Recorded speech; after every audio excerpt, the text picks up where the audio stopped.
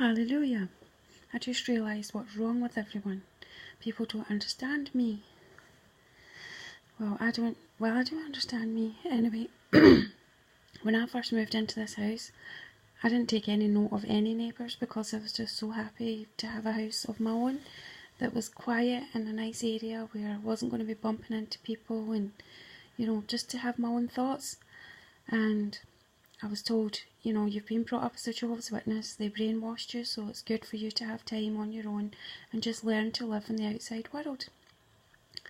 And things like, instead of speaking to people about the Bible and preaching, just speak to them about normal things like, how are you, how's your sore leg, is that a sore leg you've got, or try this herbal medicine or that.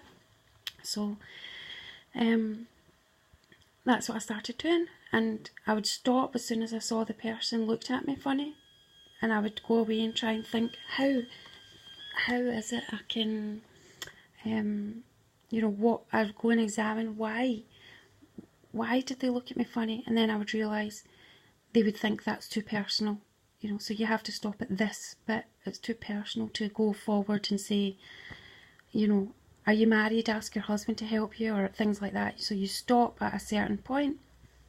So I was learning, and it takes a long time because, when you're going shopping, your eye was focusing on shoppings and not really focusing on, people, but I was making an effort just to have wee chats with people. Anyway, it was working so well when I first moved here, and everyone was chatting away to, people, just keeping it light, talking about what I would like to do, just to be able to make all races get on with one another. And I wouldn't say I've seen racism, I'd just say I would like to open a business and crown people who actually are helping society, because I make tiaras and crowns.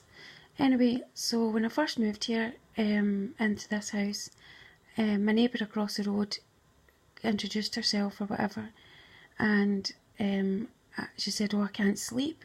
She said, that guy next door to me keeps throwing bottles of beer in the bin at midnight, and it wakes me up. Now, I never noticed because it's so quiet. It was so quiet here, I didn't even hear it. Anyway, I said, so when I went down to London, my daughter had showed me this, my ex-daughter had showed me this bag of herbs, and you put it under your bath and let the water run through. I was so excited to take it home because it's supposed to be good for your skin and it's supposed to help you sleep after you have the bath. So I gave it to the lady. I gave it to her husband and said, could you give this to your wife, because I've been waiting for her for a week to be in the garden and I haven't seen her. So he just laughed and took it and gave it to her. Anyway, then the neighbour next door, Jim, the one who's been irritating me, annoying the life out of me, kept saying to me, come into the garden and speak to me and my wife. Come into the back garden, have a drink with us. And I didn't want to go because I thought, that's too long a conversation, I need to make it short, In fact, the first time I actually spoke to him there was a noise as I left my house to go shopping, and it was like a weird bird noise, right? And I was saying, and he was in the street, and I said to him, can you help me, what's this noise? And he went over and listened to the pole outside my house, which is no longer there, I don't think. Anyway, and he just hit the pole really hard, and this bird came flying out, and I laughed like, I make such a fuss about nothing. Anyway, he went away back to his garden. Then when I got the dog, he kept coming over and saying, you shouldn't be walking across there with the dog. You can't just take her short walks. You have to take her through the fields. I says, I have been through the fields. He says, but you have to take her to the army barracks. And I said, I don't want to go for too long a walk. I'll get lost, And because it's the countryside, I get so lost in the birds, the peace. Keeping in mind, I was held captive for 3.5 years by a skinhead. Yeah, so I was enjoying the birds and the leaves so much, it was like mesmerising. So if I keep walking, I might get lost. So he says, you have to come over and come over and don't be rude like this. So I said, all right, one day, I said, all right, then I'll come. And as we were leaving to go for the walk with his dog, his wife was looking out the window like she was going to bite my head off. So I was like, I cannot do this, you know, this is walking with another woman's husband. It'll bring me a bad reputation, and I want to have peace in this area. So I didn't want to go on the walk with him anyway. But I went, and when I came back, he was on the phone the whole time to his work. And when we walked back, we didn't even speak to each other. Just like he went his way and I went mine. And I was reserved that I wasn't going again because I didn't want to upset his wife. Because someone says that he threw her, the neighbour next door, the larger lady, said he threw her down the stairs, or she fell down the stairs, and he left her paralysed and didn't even pick her up for days. And said that he's driven her demented. So I thought, well, I don't want to be responsible for upsetting her. She sounds like she's been through enough. So anyway, then he said to me, you can't live round here and be so rude. He kept bothering me and the dog, coming over and saying, why you can't leave the dog there, or you can't leave the dog, you can't do this, you can't do that. So one day I was out shopping and I left the dog, or did I take the dog? No, my next door neighbour, was watching the dog for me in his house. And he phoned me, he said, you have to come home right away.